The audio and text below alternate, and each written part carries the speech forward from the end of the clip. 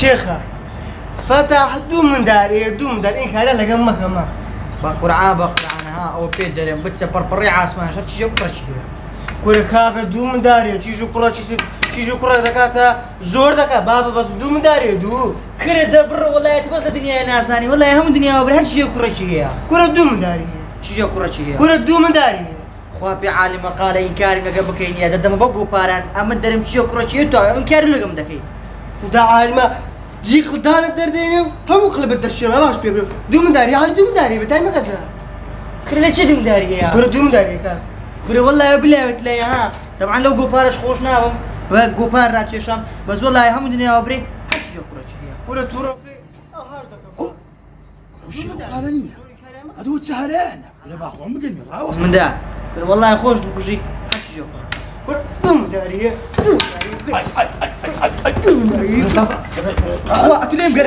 ليه مقرر لي أولا بدي أبا أودر أملك كنا حاطوا ورا اللي بعمد هذي بالشرب ليه مقرر عين خوابنا أتودا ذاك يا شنو ما عندي نبي لوش أولا بدي أنا هاتي لوش من زميلي بدي ما جدي ترى وسطك هكا مش تبني ولا تنسيا انت عندك ايش بس مش عايز قاضي هو ولا تنسيا كرواني ولا قرب رايت من حصو أتوب حكم لنا عبيني فرمو كاكا فتح دوم داري يا كروك تشيه كورا والله غلط تانكت دو ايه كورا دوكري هي دوكر لك شي كروك سايلة شي وليدك ولا سخيران والله قال وراستي بي هزدكم نخوشم دمرم كلو رجعتو بمري بحياتكم تصالبوا 200,000 نبي ان شاء الله نامري ان شاء الله 200,000 ساري كتمن الدب لا يا جاكوتم حتى انا مردي ما قلت مزام قردو مردا كان مخرناكم هو بمشوا صافو ومرم صاف والله يا شيخ اختراعكم يا ايه لقى بيجني عرفتي ايه ازل كان بقسم دكي او بكيف وضي بجيره ايه زيت يا بابا بريخ وبريد اتو هر دمري ودري. درت خبري دا دمري ودري. والله بقسي من دكي قرني اخرك ازاك لمو دا ايشي باش بك واسلو خيورياتي بينا كاك ديله بنادي واران دكي دبر مسقفت بسر كان ميجام كاك واسلو قردني خرج يا زاكم ادي كاك قرد لكن شي بري قرد الازاي بهرمم دو خرعك ازاينك كاكا ازايك ازاي كاكا دا زي موزعك من ازايشكم مارو من دارم هر ازايناكن هوري دقرنو اتلو بخوم نخوم لو مارو من داركم بخو اول شيء حدينا ازاي او تصالي كده جي تان تصالي ما دام ناخذ العيد عدم رام هو ابو بيست بخواتا بيسالي كده جي صد بلا من اول من يبقرا خوادك اوبي بس دا زانم دمرم والله زيك ان شاء الله نامري هاي امن دامنا هذا زام دمرم از بخوم باركي دخوم باشترا لوي من دار توارنا بخوم بخويه كامله تامبينيا ازلو خوم تقرم او بارو مارانا خردكم وقرد مردكاني خوم هم خردكم ميدخو او زام تحنا لمن دري او 200,000 تو قردارم دتي 200,000 كي تو بدم او بينو بردانا ازدم ديوا سليك ما تو ادري دمر مردكر موي كواتا والله هزدكم قلب مخوش بو انت ما سالتني ليك ليك بس هم دسام هذا مرم زين سيا دسام مو بيابني خد زام للراده دينم كاك دروزه حفلات مكلبي ايه لا بيش ذاك هرم مزقفت جداني اشتبه قلت اخوة خيرك بيبكى خيرك بيتشك بخوا الربعي بياساتي الربعي بياساتي هزاري خرك مو بارك جدمو والله 200 ديناري بلا معنى وردقري وسمنت بهذا والله اسليكم دمرم لبوتيو ناجيم لبوتيو هيك وهاتي والله يا مزايت بشر قردار بدريتون دبو قردارة بيدري خوشة والله اقل نمري لو ناين لقى قرعاني بورتك الموتنا شيخة بري ألو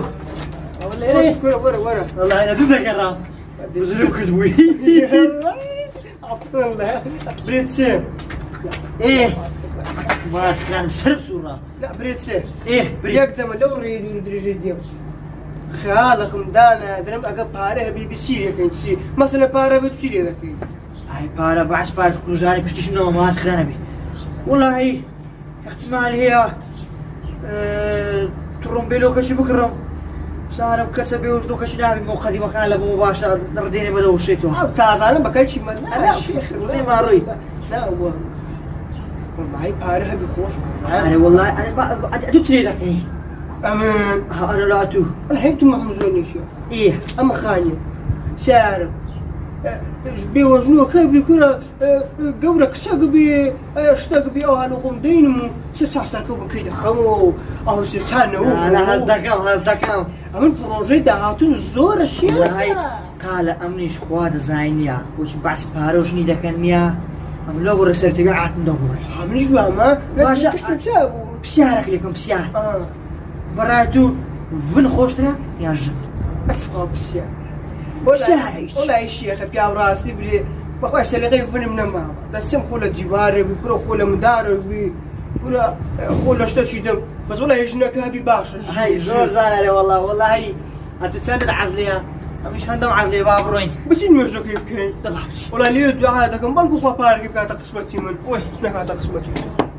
رغم إخبار أخويا يشيرين ما يخفي يا وجال بريين هيش لسر لا نكوك وش تساوي نزيرين هيش لسر لا نكوك كل باقرع أو تقالا 50,000 قرداري تتلي خولة جيلي بدي وويك هندي كل باقرع هقا أم الشيخ أبن دبي حياة لنا تورقة بدراي بكم دابي لريت دقما أولاي هم برجيتن باقرعان دبي هم اشتكت ببنزابي بالمور حقا 50,000 دي بالمور دبي ليد وقريمو أقب تسفر بري عاسمانيش وش تساوي أي 50,000 سلاو دبي أي 50,000 سلاو لو دنقت هي 50,000 سلاو لو صوت خوشات بخير هي 50,000 ممنون بخوي ببارك هاتوي 50,000 بس كوي وعفوتك سلامت بي 50,000 بس غريبين كردي وستريتو ما رازناك كوبو رد بركات والله أول راستي بي 50,000 أمن دي مكمارين ولا دركي دم إيش لما رنينا فترك وي نادر زانم 50,000 بس دركم ده أوا جناك شمزيز ولا قوتي عندك باري بس أنا قل شيخي خرناك عندك مانداتي هذا ولو تو خود 50,000 قرداري أخي 50,000 بس هاتيم ولا مارينو وي والله خافتك ما خير من السيري والله لا قردو ما أنا ودان دكاتون أزاو ما جبت ما والله قرد 50,000 ماري تكده أزاو ما جت تجري ما قلت له أتدري كاك بوروجي ما أقدر جري كره بابا وني وبخوي 50,000 صار زارك هو همو بنزالك لو كان يعني أوا الشيخة أو تسيو بنزا والله 50,000 يعني خوش رقم الزهر باش منطقة شكر كل شيء هم زين بس يودك يجني بنزا عليا 50 علي نا أجمع مقصد 50 علي مدرب 50,000 أخو عفتك يا ريبة خيري أري والله 50,000 ممنون أري والله أخو عفتك أري والله دريم كوي والله بزار 50,000 شداني بدمو أمرنا من ياري والله 50 لما دانتوا ربي هدو تساوي دري ولا باتي تساقيو بياوتي شم 50,000 بقرداتي لباتي 50,000 كم بديوا دتي 50,000 شاقشم نيدي ناولا 50,000 مثل اللي الدم أقد دروسي حف ملة الكلبية أقا إستاكا من خلال ساعات أشكا 50,000 نوتونين يا بس قال نبم قادر بم لا يبيعي 50,000 بخيرتي 50,000 سرتسا كوريا تخو أتو 50,000 بديوا من كوريا 50,000 بردلتوي السلام عليكم. وعليكم السلام ورحمة الله وبركاته. بريم قربان أوا عملنا نشان شي دا قرب وزريدي ها؟ نا والله أوا زليلة ماري بس أو قوتيان أو نام نشان أو عنوان دويس قوتيان لشاري هل يكش دا بتسيا من خين دوارن قتلني أو عنواني أنا مشان والله عنوان بمني أقول عنوان لون تلاقي نام نشان أو فيراني باشا أو كابلاي باي أحمد يونس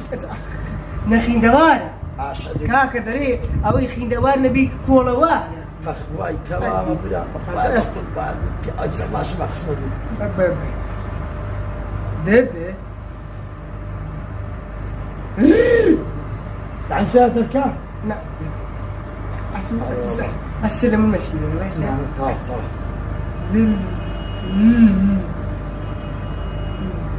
هو تبغى تمشي دري بدي بعد فينا لا وين والله كاكا أمش نازم أمش كورة وارد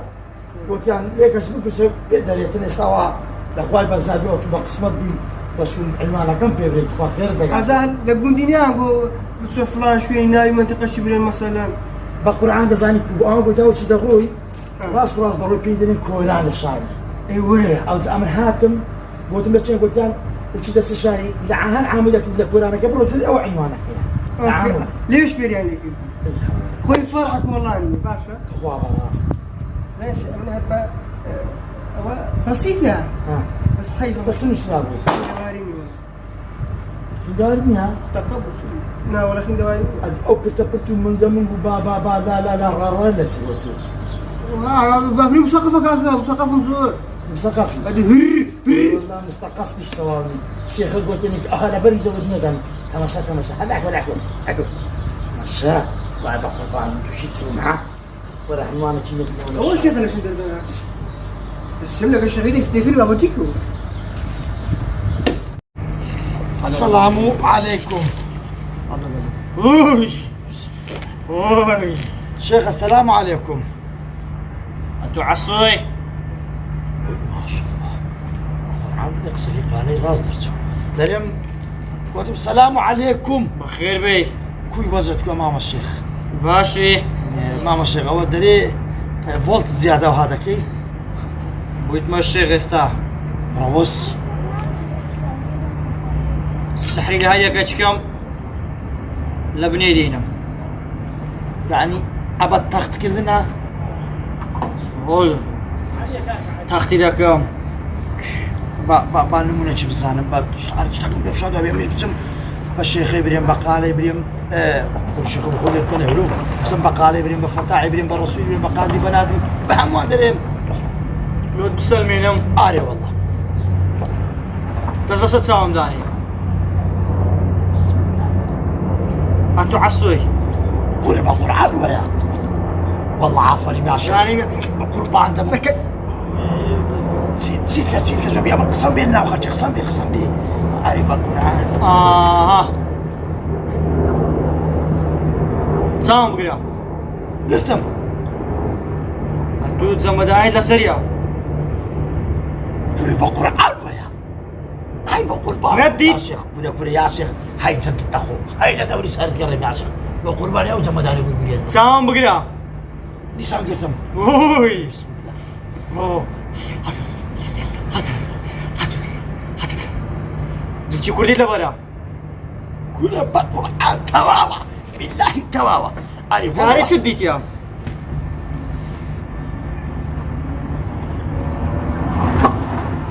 بسم الله بسم الله بسم الله بسم الله بسم الله بسم الله يا شيخ اهون تسندا عيب نبيك شبابر متسجل يا شيخ اويكا بله اوي لقى ايش كذا كادو بقربان صدق إذا ما تصدق أول ماسك أيوه ما مصار يا شيخ بقربان الدبم دريم كاك الشيخ بري يعني يستعمل مثلا بسم بخرجي بريم شيخ كل راس لو كده شيخ ها بريم شيخ ها بري بوتا صحيح اي والله تواو يا شيخ عمل استاذ سم زايز دكم بهمان دريم بس امن قناعتهم هاد قصي قالي 100 على 100 قال والله قالت وش كم 100 هي يا شيخ ضروري خدمتك فيها امر روجتم يا شيخ وعافيس تساو كل بقول عاتي تساو دخم قالك كل والله فكري 6 على 6 او فكري هاد زوان ترى قالها غريب يا زاد نردن الله وعليكم السلام ورحمة الله. ليك يا كا بعمر ندك كم ما شبه ورب مرنا كل ما بوده فارك الدم طيب اسمه خلنا قلت والوقت رسمه درانك بمبايل خو بمبايل خو يقول كان خصوص زيك والشيخ ايه او هتدس عليك انا او كتابيس لا قوانات لو كتابيس تلاقي انا عارف يسالك التسجيل هاك دي ركلك حريكة اختيار نجح بس نجح هذول لك ناس بازو بور يرام يهدري خلاص ما ابن خلاص ما بور برا مين يدري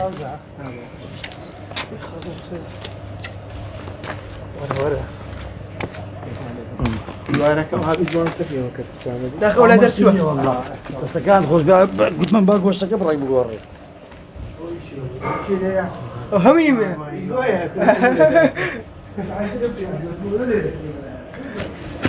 الريكورد اسمه ريكورد نبي يقدر ما مقصيب كي ريكورد وقعد ربنا ذاكرين ما والله دي ايه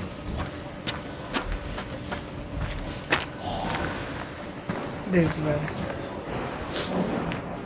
شان هموي غريب دكاك قالوا رشكو قلش كيش لا، لا، 2400 اكشن ديسان 2400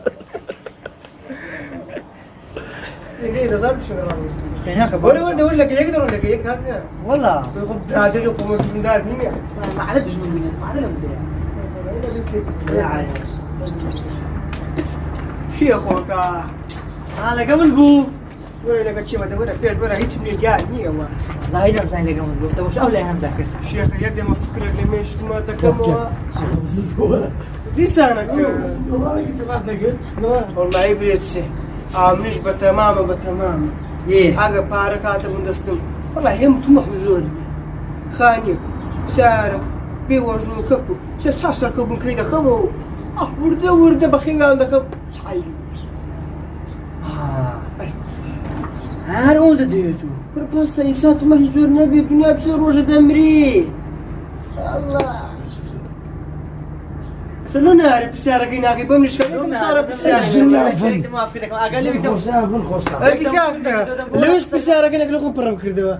أجت تسيلي ذاك نبي بسيارة لهم كلكم وريك ما افكرك ما اقصك بقول عاتق تساوي دخم قالك كله والله فكرية 6 على 6 أو فكرية